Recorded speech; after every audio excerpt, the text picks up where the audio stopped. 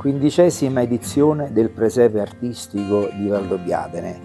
Anche quest'anno la tradizione continua e anche con l'obiettivo di trasmetterla questa tradizione agli allievi del Liceo Artistico Angela Veronese di Montebelluna.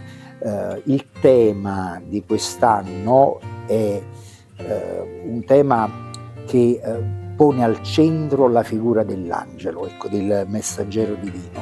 Quindi ci saranno diversi momenti evangelici rappresentati, dall'annuncio ai pastori, alla fuga in Egitto, all'annunciazione, il momento cruciale, principe, in tutta la storia, di tutta la storia cristiana.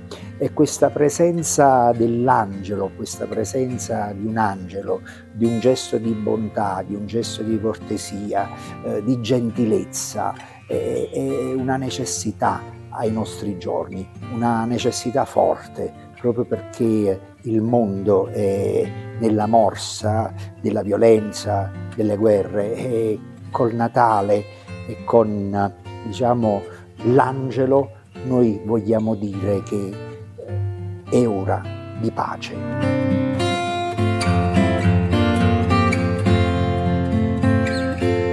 Lo abbiamo voluto dire anche con i nostri ragazzi che sono il futuro, il liceo artistico, che hanno con l'aiuto di una equipe di insegnanti di architettura, di scultura, di decorazione pittorica, ricostruito i monumenti più importanti del mondo. E a sovrastare questa sorta di collage di monumenti rappresentativi iconici delle più grandi città del mondo, una lotta tra l'angelo e il demone, con il bene che vincerà e con il bene che tutti noi ci auguriamo arrivi in questo mondo per portare pace. Il messaggio di quest'anno vuole essere un messaggio forte di pace.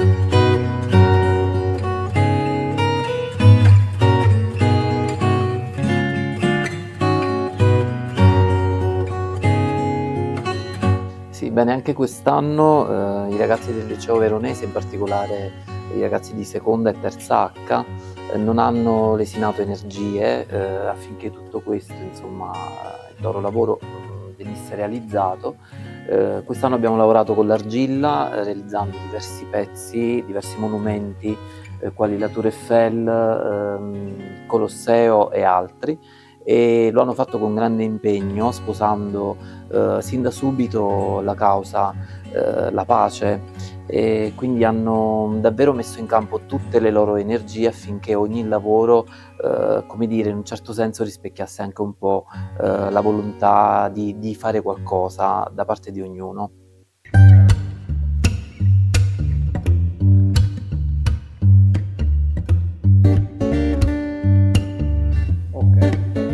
E in questa 15ª edizione del Presepe Artistico di Valdobbiadene, dal titolo Abbiamo bisogno di angeli, vogliamo ringraziare l'amministrazione comunale che come ogni anno ci mette a disposizione questo splendido luogo storico, e noi cerchiamo di onorare questa fiducia nel miglior modo possibile.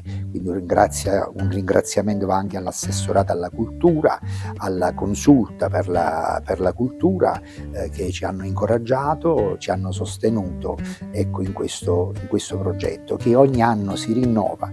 Avremo delle sorprese quest'anno con il Giardino Incantato e speriamo soprattutto che arrivino tanti bambini, perché è a loro che deve rimanere nel cuore l'incanto di un presepe.